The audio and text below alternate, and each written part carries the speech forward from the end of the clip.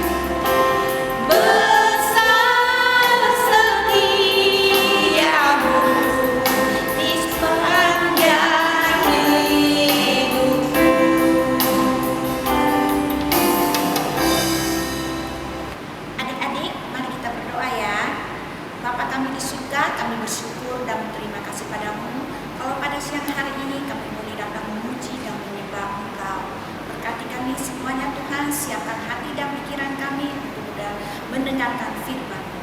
Di dalam nama Tuhan Yesus Kristus kami sudah berdoa. Amin.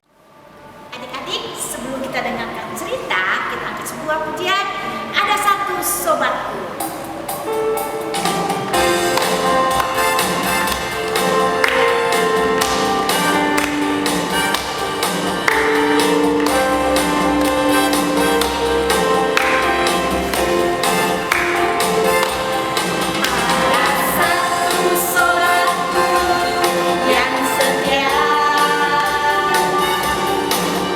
Pernah ia tinggalkan diriku.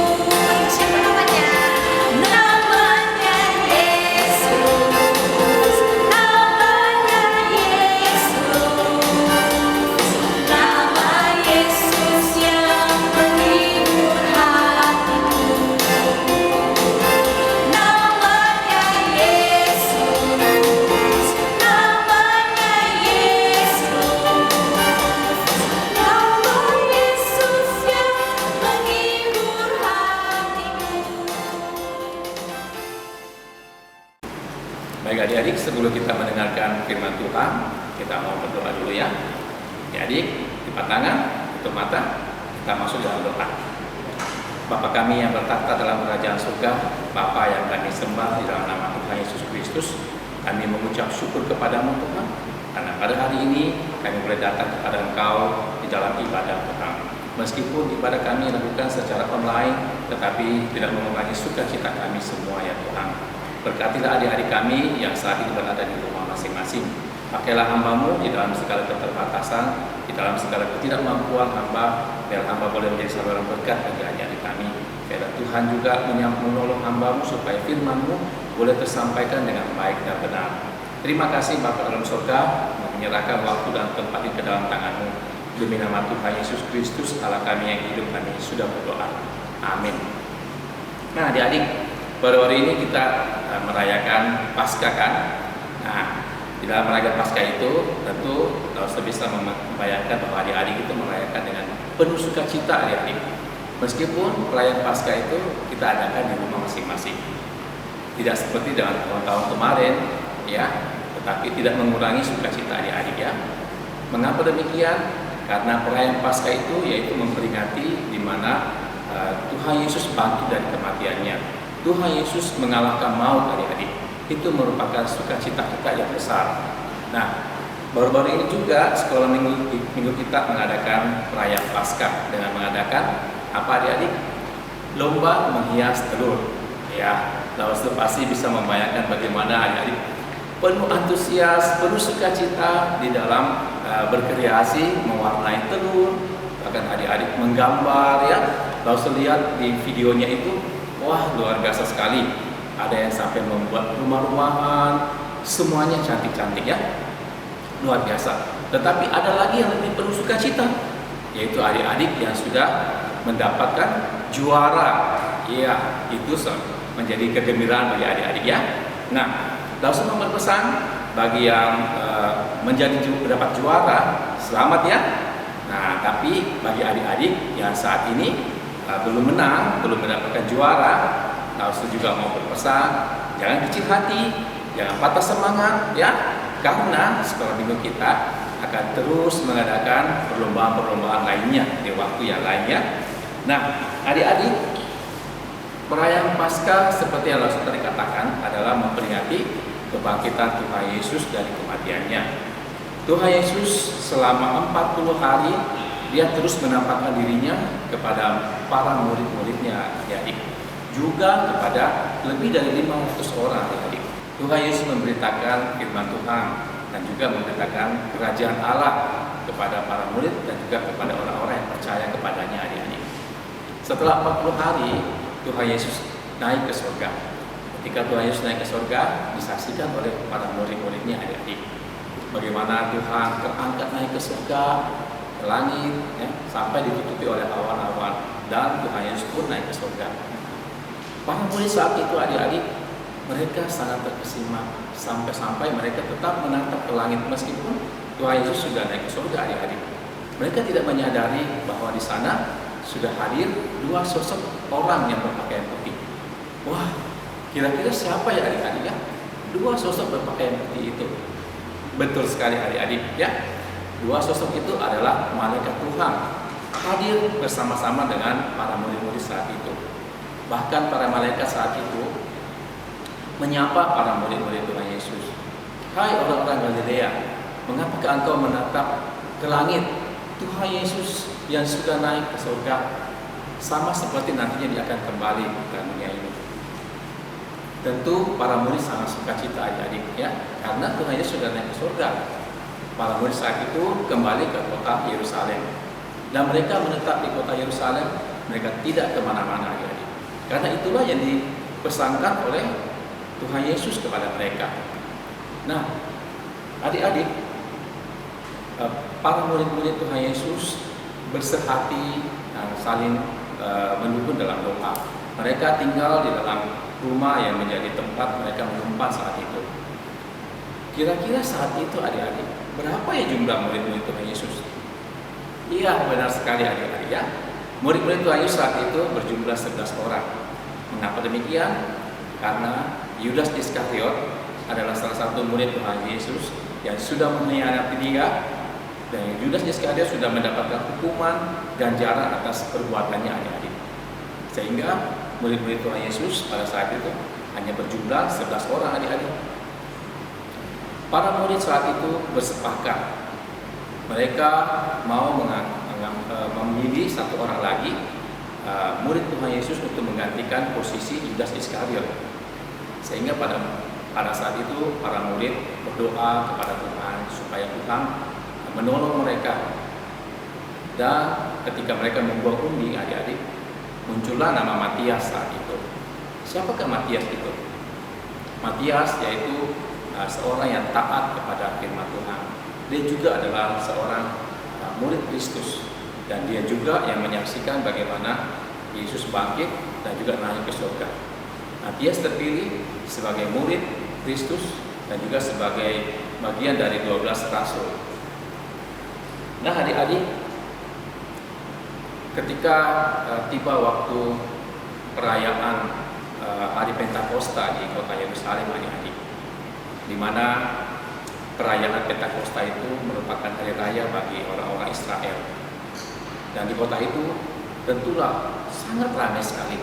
Ya, banyak orang-orang dari daerah-daerah, dari kota-kota datang ke kota Yerusalem.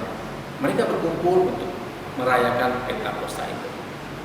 Pentakosta itu juga adalah hari raya 7 minggu, atau juga merupakan hari raya menuai, hari raya panen. Dan pada saat itu adik-adik, hari Pentakosta itu juga bertepatan dengan 50 hari ketika Tuhan Yesus bangkit dari kuburnya, atau 10 hari ketika Tuhan Yesus naik ke surga. Nah adik-adik, para murid saat itu berada di dalam satu ruangan. Mereka bersehati bersama-sama berdoa, dan apa yang mereka rasakan saat itu? Tiba-tiba turunlah dari langit suara burung seperti tiupan angin yang kencang adik-adik. Dan tampaklah lidah-lidah api seperti nyala api ya, bertaburan di hadapan mereka dan menghinggapi setiap para murid saat itu adik-adik. Dan murid-murid Tuhan Yesus dipenuhi oleh Roh Kudus saat itu. Mulailah pada saat itu murid-murid Tuhan Yesus berkata-kata, berbahasa-bahasa yang lain. Mereka mengucapkan kata-kata atau bahasa-bahasa dari luar. Padahal kan kita tahu bahwa murid-murid Tuhan Yesus adalah orang-orang dari Galilea, tapi mereka bisa berbahasa dari bahasa yang lain adik-adik. Luar biasa sekali ya. Itu karena Roh Kudus yang bekerja dalam diri mereka. Roh Kudus yang mengurapi mereka adik-adik. Nah, kalau yang ramai saat itu adik-adik melihat dan mendengar bagaimana murid-murid Yesus bisa berbahasa-bahasa lain, sehingga mereka heran, mereka takjub, mereka sangat terkesima bagaimana bahwa murid-murid Tuhan Yesus yang adalah orang-orang Galilea bisa berbahasa-bahasa yang lain, bisa menggunakan bahasa mereka. Mereka bersama-sama bahkan saling berkata-kata, kok bisa ya orang Galilea ini berbahasa seperti yang kita ucapkan. Sampai-sampai mereka sangat kagum kepada para murid saat itu.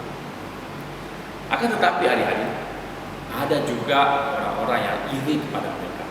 Ada juga orang-orang yang tidak menyenangi murid-murid Tuhan Yesus, dan mereka berlaku jahat. Mereka memfitnah murid-murid Tuhan Yesus saat itu.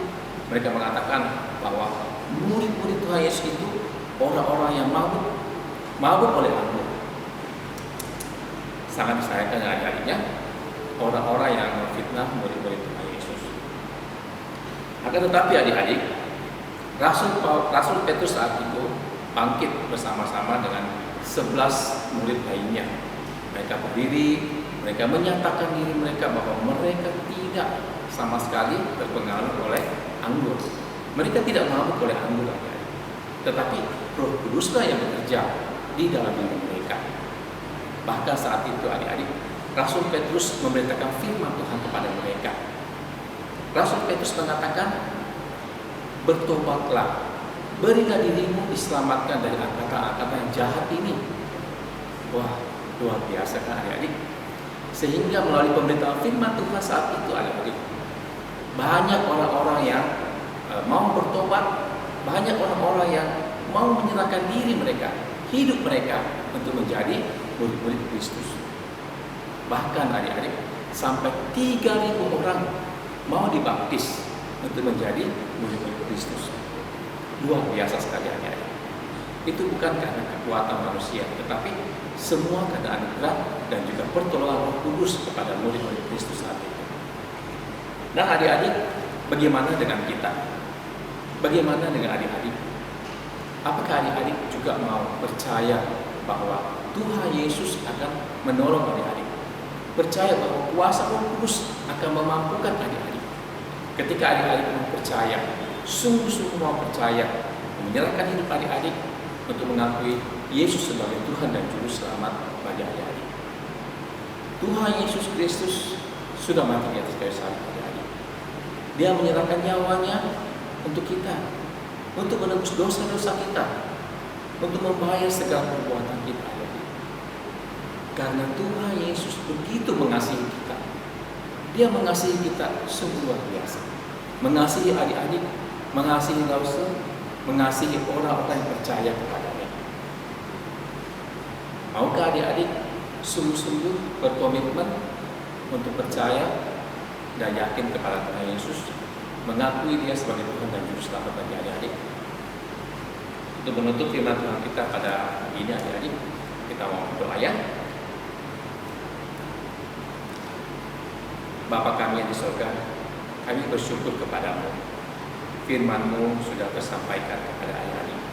Tuhan bimbing mereka, Tuhan berkati mereka, supaya di dalam masa-masa pertumbuhan adik-adik, Tuhan yang menyertai mereka. Tuhan memakai kuasa Roh Kudus untuk memampukan adik-adik di dalam berkomitmen kepada Engkau ya Tuhan. Berkati dalam kehidupan mereka, sekolah mereka, kesehatan mereka, keluarga mereka, mama papa mereka semua. Terima kasih Bapa dalam surga. Terpujilah akan nama-Mu. Di dalam nama Tuhan Yesus Kristus, Allah kami yang hidup, kami sudah berdoa. Amin. Nah adik-adik, tadi kan adik-adik sudah mendengarkan firman Tuhan. Nah, Lause memiliki 3 pertanyaan. Dan pertanyaan ini semuanya jawabannya ada di dalam firman Tuhan yang tadi Lause sampaikan. Nah, ketika adik-adik bisa menjawab pertanyaan ini, adik-adik bisa menjawabnya melalui via WA ataupun SMS kepada guru-gurunya masing-masing ya, pada Lause-Lausenya masing-masing. Nanti Lausenya masing-masing akan memberikan poin list pada adik-adik semua ya. Adik-adik perhatikan ya pertanyaannya. Pertanyaan yang pertama yaitu, siapakah nama murid yang menggantikan Yudas Iskariot? Siapakah nama murid yang menggantikan Yudas Iskariot? Itu yang pertama ya. Nah yang kedua, siapakah nama rasul yang memberitakan firman Tuhan sehingga 3.000 orang bertobat? Siapakah nama rasul yang memberitakan firman Tuhan sehingga 3.000 orang bertobat? Nah yang ketiga adik-adik, siapakah yang muncul di tengah-tengah murid-murid Kristus yang menggunakan atau memakai pakaian yang putih? Siapakah yang muncul di tengah-tengah murid-murid Kristus yang memakai pakaian yang putih? Nah jawaban ini adik-adik bisa mengirimkannya kepada Lause-Lausenya masing-masingnya. Adik-adik langsung mau berpesan ya, tetap sehat, tetap kuat ya, jangan kemana-mana, tetap di rumah ya. Kalaupun adik-adik keluar, tetap harus menggunakan masker. Ingat adik-adik 3 hal: belajar di rumah, bermain di rumah, dan beribadah di rumah. Oke, ayat hafalan kita pada hari ini adik-adik ya, terambil dari kitab Roma. Kitab Roma pasalnya yang pertama, ayatnya yang ke-16. Nah, firman Tuhan ini adik-adik hafalkan di hadapan mama dan papa ya. Minta mama dan papa untuk membantu mendengarkannya. Oke adik-adik, Sampai berjumpa kembali. Tuhan Yesus memberkati. Nah, adik-adik, kita sudah mendengarkan cerita firman Tuhan. Sebagai ungkapan syukur kita, adik-adik dapat memberi persembahan melalui nomor rekening di bawah ini. Kita naikkan pujian, Ku menang, ku menang.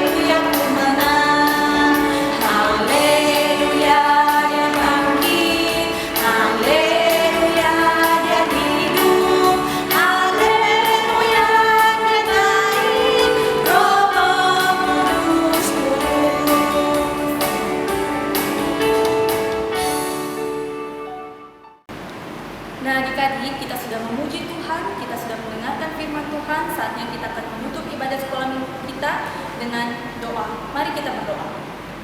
Bapa dalam surga, terima kasih buat waktu dan kesempatan yang Tuhan masih berikan kepada kami, sehingga kami telah mengikuti ibadah sekolah minggu kami.